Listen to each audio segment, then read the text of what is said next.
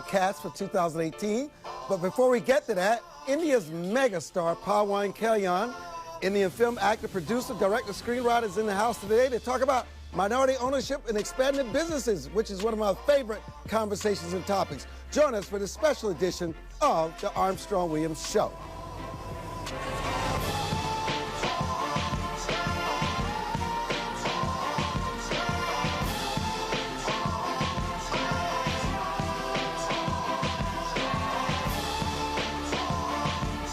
Welcome, my guest, Pawan. Welcome to the Armstrong-Williams Show. Thank you. And tell us, and you were the Speaker of the House. Yes, I was the Speaker of the House. In India. Man. One of the largest states in India, Andhra Pradesh. And that is Manohar Nadenia? Nadella. You know, I do find it fascinating when the intersection between politics, entertainment, and business.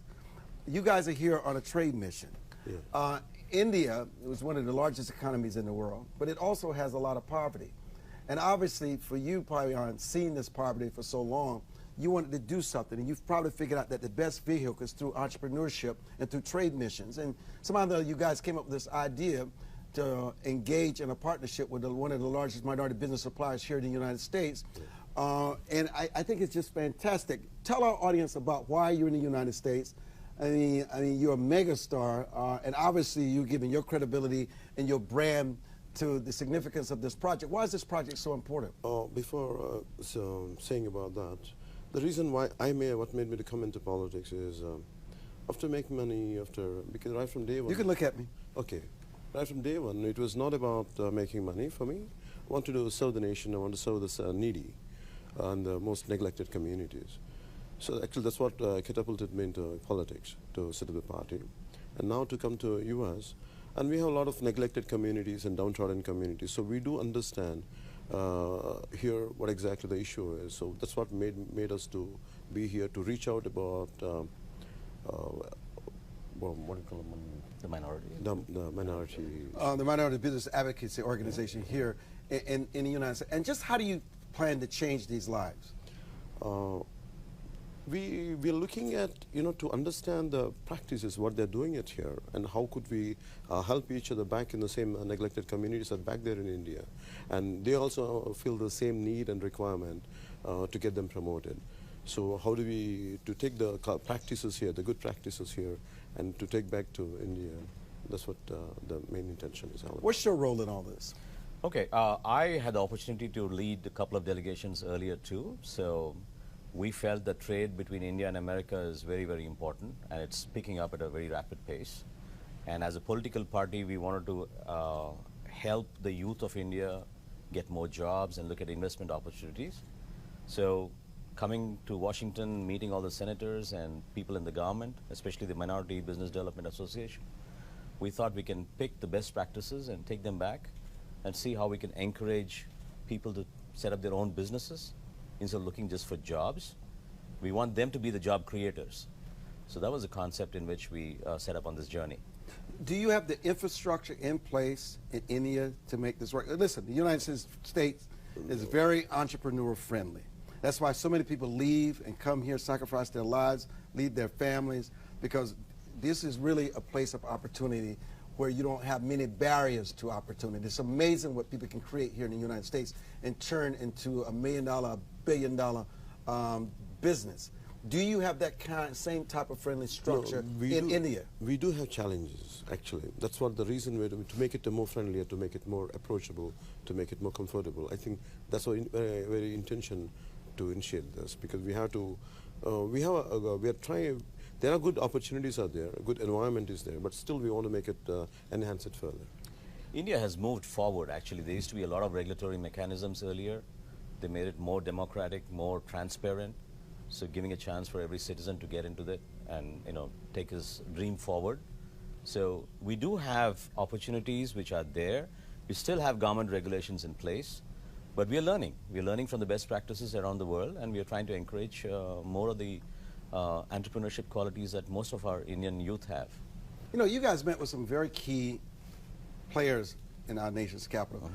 Secretary Ben Carson at Housing and Urban Development, Senator Tim Scott, Senator Paul Ryan, Senator Daines. Daines. What role will any of those members or HUD play? Because I know HUD has these opportunity zones. They have these Envision centers. Yeah. What role, or what did you learn from meeting with Secretary Yeah, Carson? opportunity zones. Opportunity zones. Yeah, because there's a lot of need for that, to develop that kind of concept back in our state and back in our country. And that is a key factor, I mean, key policy which we're taking back to India, and also about the immigration thing. You know, one of the things, I've not been to India. One of the few places I've not been in the world. But one of the things that people talk about, they talk about the extraordinary wealth, but they also talk about the extraordinary poverty. True. That's what we are about. I mean, our party is about reducing the gap between the haves and the have-nots. You know, we've seen that the struggle is so high that the equality that every citizen should get in terms of his struggle to grow is not available. And we're trying to reduce that to make it more transparent and more available for everyone to share the resources. Are these entrepreneurs already in the making? Or do they already have businesses that you're trying to enhance? Because if someone doesn't know how they're going to put shoes on their feet, where the next meal is coming from, they don't have a roof over their head.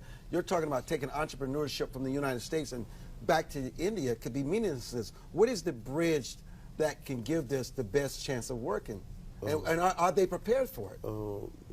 When it comes to us, like we from the state of Andhra Pradesh, which is newly formed just a few years back, 4 years back. So we have greater opportunities built from the scratch. I think that's where we're taking advantage. And what is scratch? The infrastructure, The infrastructure is fact not that the administration So how is long new. would it take for the infrastructure to get up to the speed where this can actually work? How many years are we away? It's more, I mean, more in policy making. I mean, the state was already existing, but it was divided 4 years ago. I get that, but how far away before you can have meaningful? We're ready. You're ready. We're ready. So who are the entrepreneurs? Describe them. What type of entrepreneurs would benefit from this? We are looking at the youth because 65% of the India's population today is below 40 years of age. Wow. And they are the ones who are seeking out to go to different countries, become bigger, take their wealth back to their families, expand their vision and their horizons. So most of the immigrants coming to America are from our state. And they're all from the information technology world, doctors, engineers. They're all highly qualified people. So technically they're very sound, they're very qualified, and we need to help and promote them. So we are trying to provide a platform where there is skill building and also hand-holding. The purpose of the trade mission is to take the best practices and make sure that they are taken back to India and make them understand that these possibilities or ideas are available in America, and they can also come back. And investment can come in both ways. Why is it that India is so successful at producing people in the areas of STEM? The science, technology, engineering, and math. You know, I got someone who works for us, John Keys, one of our executives, and even when he has his platforms built, they're built in India. And it's all this FaceTime. And I asked myself, why don't you use Americans to do this? And everyone says India does it the best. What makes India so special in this specialized area? It is about the culture itself is such. We have oral traditions. It's called Vedas. I think that enhanced a lot of. It is there in the DNA. Certain rule classes are there who are very good in mathematics, and I think that's what made them to excel in all this kind of technology. So have you given up on the movies and entertainment? Is this what you're going to do full time? Yes, I do. I did. That's what I'm doing right now. And after doing films, you know, what you say good things in social transformation in films and doing it in real life are two different things. Right. And in 2.5 hours, you create a story, you create a problem, you create a solution. But in real life, even if you work for 2 decades also, still you won't get a good solution. But nevertheless, I prefer to do it in real life than in cinema. Power star. That's what you are, power star, Pawan Kelly. You know what? Let me tell you, we really appreciate what you're doing. Anytime you can lift people out of poverty and introduce them to entrepreneurship, where they can control their own destinies, help their families, become great citizens and contributors to your state overall. Yeah. That is a wonderful thing. And I'm glad you're setting an example for other actors and entertainers to make this kind of transaction where you have a bigger impact than the impact you had as an actor. I want to thank you both for joining us, and we wish you well. Thank you, Ms. Armstrong. Thank you very much. It's our pleasure. Thank you for the opportunity.